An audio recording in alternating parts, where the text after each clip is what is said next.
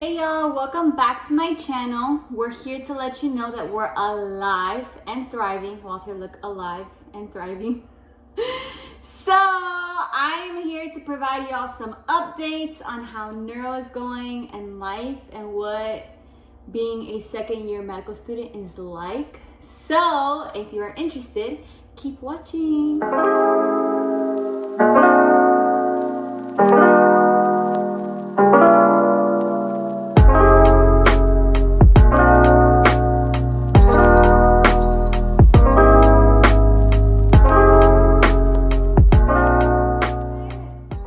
Go ahead and dive right in because I'm just here to provide an update on what being a second-year medical student looks like in the midst of COVID.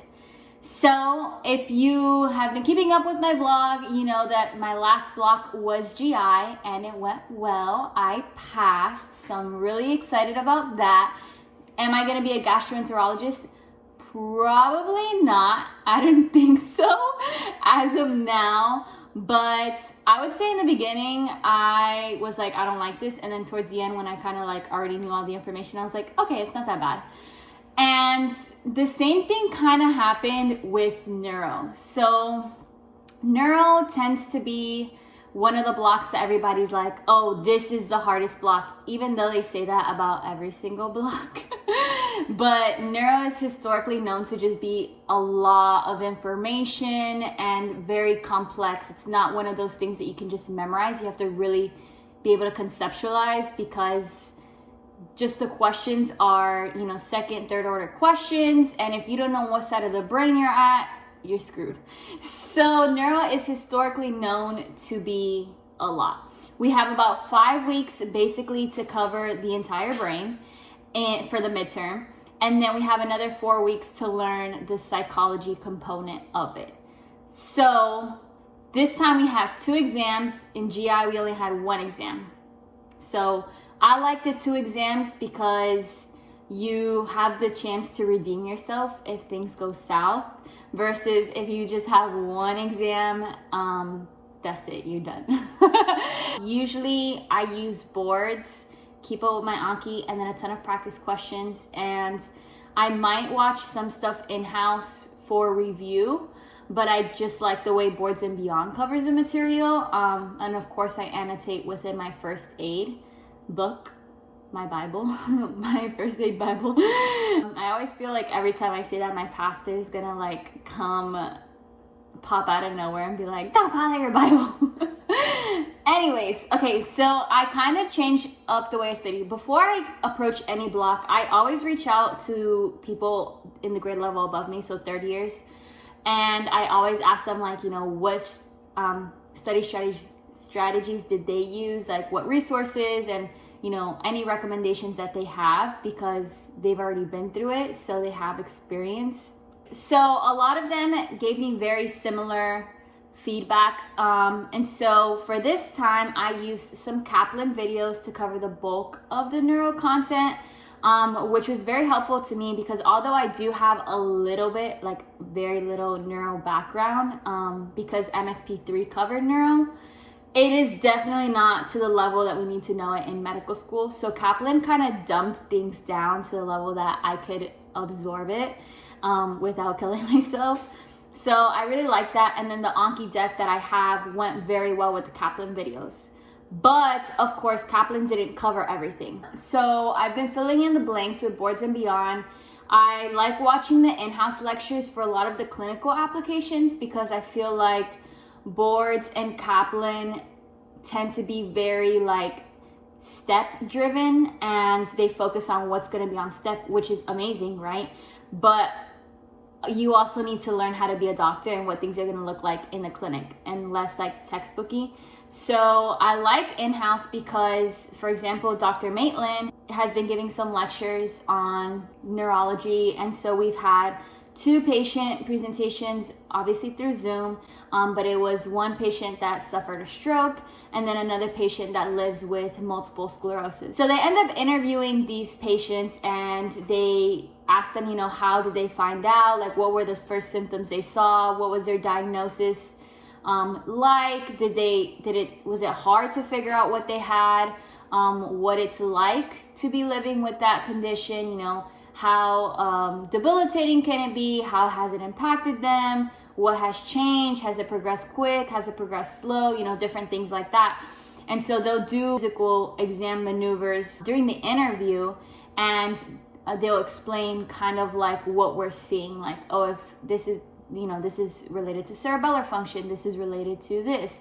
That was very interesting and very insightful, and that's what I really like about the in-house stuff. I don't watch lectures live because I feel like it takes a lot of time, and I'm not the type of person to prepare beforehand that I watch a lecture. So I actually like watching the lectures at 2x speed for review, and then they have some practice questions within the presentation, so I like doing those. So that's kind of how I've been approaching it. And of course, heading a week and a half, 2 weeks out from the exam, I'm just going to be doing a bunch of practice questions. And so that's how I've been approaching neuro. And so far I've been understanding it. Like the practice questions I've been doing well, so I've liked that. Some third years recommended Najib, which is like another video prescription, you know, thing. But I feel like I've been understanding the material pretty well so far, so I just haven't used that. But, you know, that was another recommendation. So if anybody's watching this and is looking how to approach neuro, keep that in mind. Another thing I wanted to touch upon was just like my life in general, and kind of how I go around balancing my everyday life with medical school, especially since now we're in the middle of COVID, kind of touching on what I'm doing, just provide general life updates because I know a lot of y'all follow me on social media, and so I feel like you might be interested. And so I think the hardest thing about medical school in general is balancing everything, because just how in undergrad you had to do, you know, your service, get your experience, study, get good grades, etc., and keep up with your own like social life and well-being, you have to do the same thing in medical school. So I kind of started like my weight loss journey, and I decided to take more control of my health, and I've been working out 7 days a week. I've been doing this for this is my 3rd week now, and I feel great. So I've been working out 7 days a week, and I've been cooking a lot better meals and eating less garbage, and I've just been like tracking my progress so far, and I really like the progress that I've been seeing, so I'm really happy about that. And that takes a lot of time because my workouts tend to be like an hour out of my day, and then I do a lot of cooking, like literally with vegetables and everything, so it takes me some time to prepare my meals. And I'm the type of person that I don't like dieting, so I'm just trying to eat healthy in general and cut out the unhealthy stuff, but definitely not doing a lot of restricting because I don't think that's healthy. So I've just taken more time to prepare more organic meals, and so that takes a lot of my time. But if you're interested in seeing what I've been cooking, because I've been trying new recipes, check out my Instagram because I'm literally always posting what I'm eating. Another thing that you have to figure out what to fit into your schedule is like me time. And so for me, that's like scrolling through social media, that's doing a face mask, that's talking to my parents, talking to my best friend, taking Walter for a walk, things like that. And so obviously that takes time out of my day, but I like to utilize that time to like decompress, which I think is important to go back and study more efficiently. Another thing that I think people don't take into account is like extracurriculars. And so granted, everything's pretty much virtual now, but all the programming is still going on. For example, there's different planning groups that I'm a part of that we have meetings periodically, and although it's not a whole lot of time, it does take some time that I have to, factor into my schedule. And so for the medical school, we have like Racism Awareness Week, Disability Awareness Week, and Healthcare for All Week this semester, next semester. And so I'm a part of those planning committees, and I just kind of like, help plan these different events. And although they're going to be virtual, we have to email speakers and things like that. And so that does take some time. But I do think it's equally as important because you're not only raising awareness for very important topics in medicine, but you're also refining your leadership skills and learning yourself about important things within medicine, because you need to be more than just like a walking textbook. Like that's the bottom line. Another thing I do outside of studying and outside of basically medical school programming is I volunteer for the COVID response line. And so I volunteer about once a week, and I notify people and confirm that they received their positive test results in hopes that we stop spreading this virus. So that's another thing that I do. I also am a part of the Hispanic Latinx Alumni Network, and it's really new. We actually just started in February, and I'm the parliamentarian, and so I help with some programming that we do, of course, virtually. But long-term goals is just to continue to promote the Hispanic Latinx culture, build the alumni network to provide support for undergrads, and just kind of grow the Hispanic Latinx population at FSU, because we are still a minority group, but we want that to continue to grow.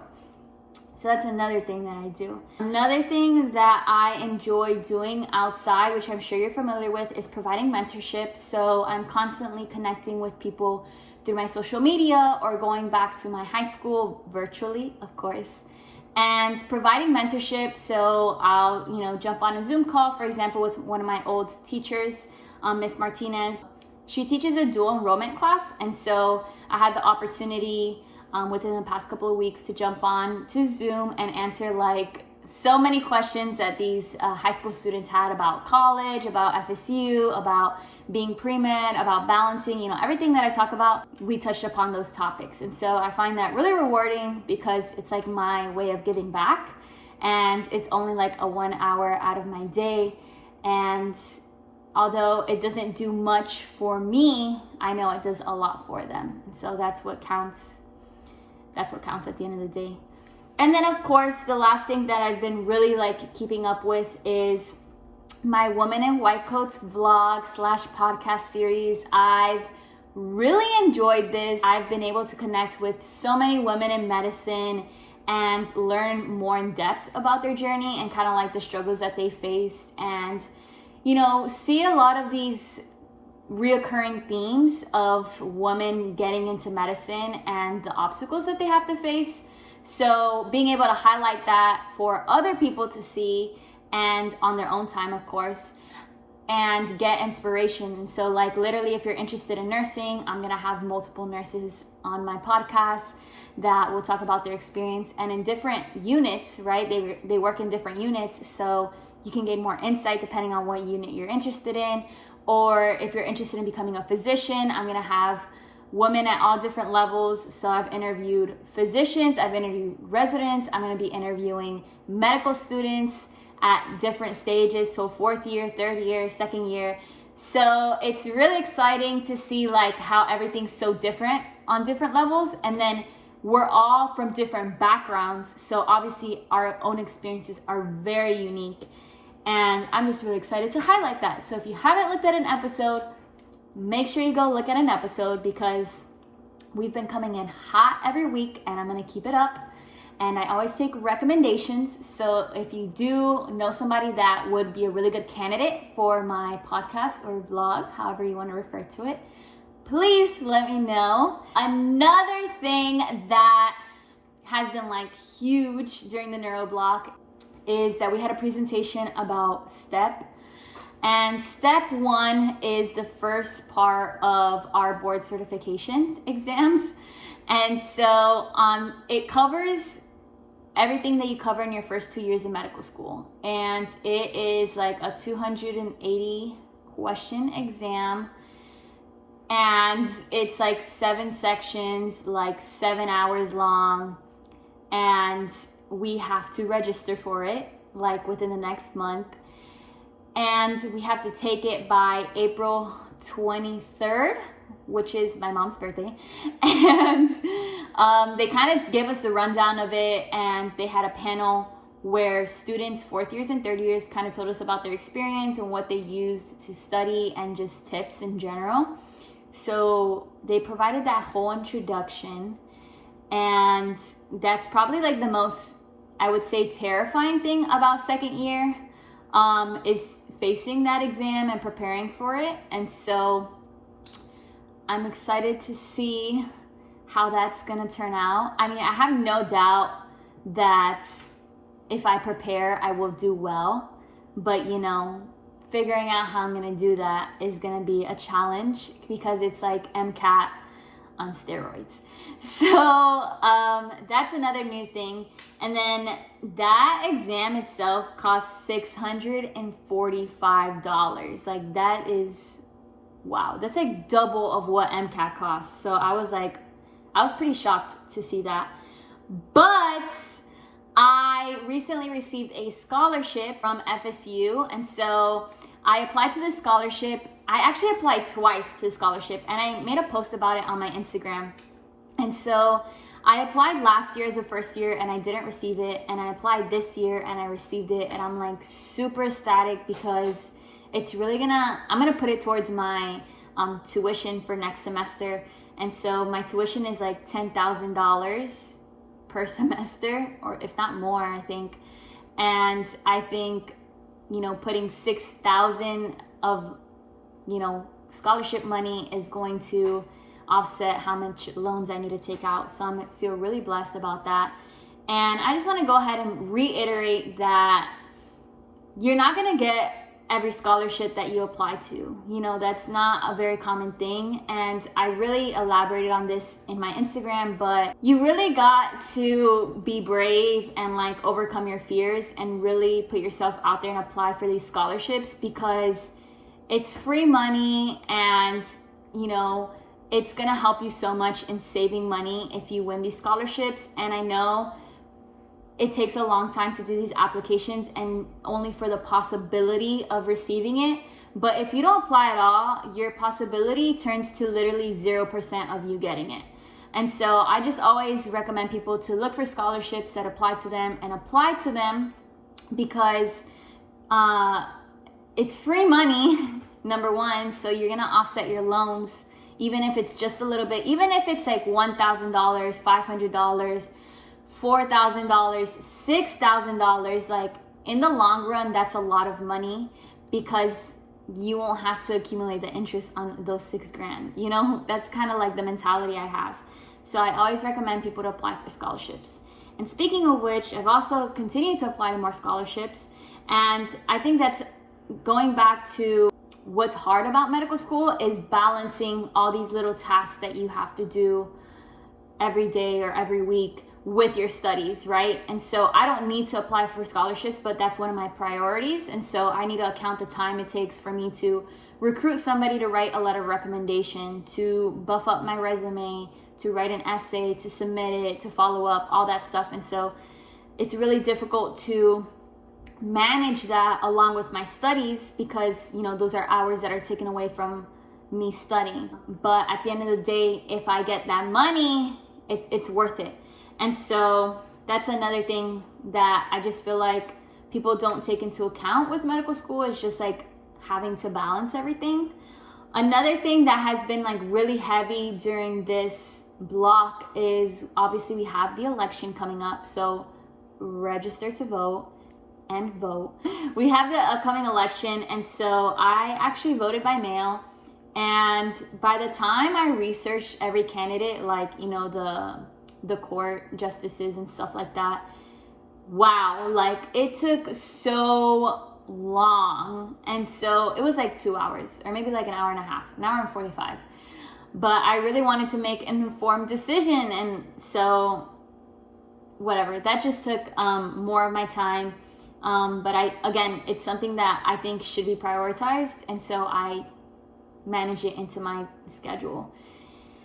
And I also watched the debate. I never watch TV, but I watched the debate, and I'm not even gonna, that's it. That's what I'm gonna leave it at, because that was just a lot.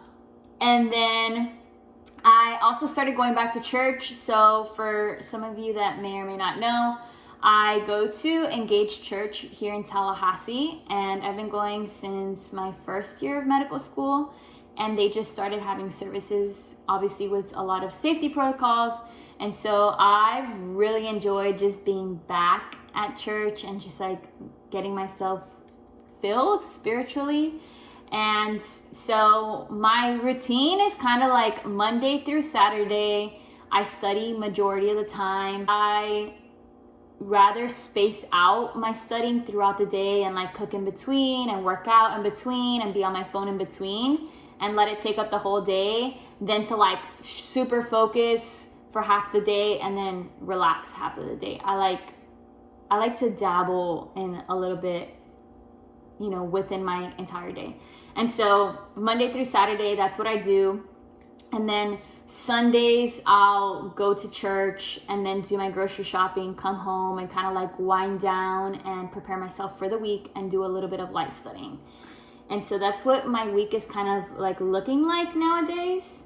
And obviously within all those things, I keep up with my family, talk to my mom. My best friend literally calls me every day and we talk all the time. So that's been nice to keep up with like my mental health.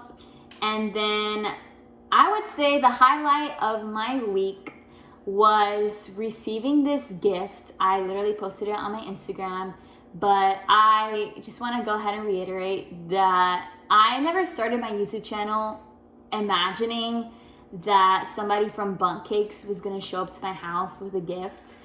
So I'm just really grateful for it. And it was, number one, it was really good. And like I said, I have been trying to eat healthier, but I did try a piece of it and it was so good. Like, Bundt Cakes should be illegal because I swear that they're like very addictive. But that was the highlight of my week. And so I am just very happy to see where my MD Tribe platform has gone and seeing it grow into this new series of Women in White Coats. If you've been with me since I first started my vlog, thank you so much for the support because it really means a lot to me. And if you're new, welcome. I hope you've enjoyed this video so far. And as always, if you have any questions about anything, reach out. I think that this is very important because I think it really provides some inspiration and some, I would say, transparency to what it's like to going into medicine, because some people have this misconception that it's like really boring, and it's not. Like, I have a really good life, and some people think that you have to go through this alone, and you don't. There's a huge network of people through social media that really want to support you for free. So really take advantage of that. You're not alone. And we definitely need to continue to diversify medicine. So don't give up, stay strong. If you made it all the way to the end of this video, thank you so much. Don't forget to like, don't forget to subscribe, don't forget to comment. Let me know what other content you want to see. And don't forget to check out my weekly episodes of Women in White Coats by MD Tribe. I hope you guys have a blessed spooky season. And stay safe, stay strong, keep grinding. And to everybody that is applying this cycle, good luck. You got this. Stay strong.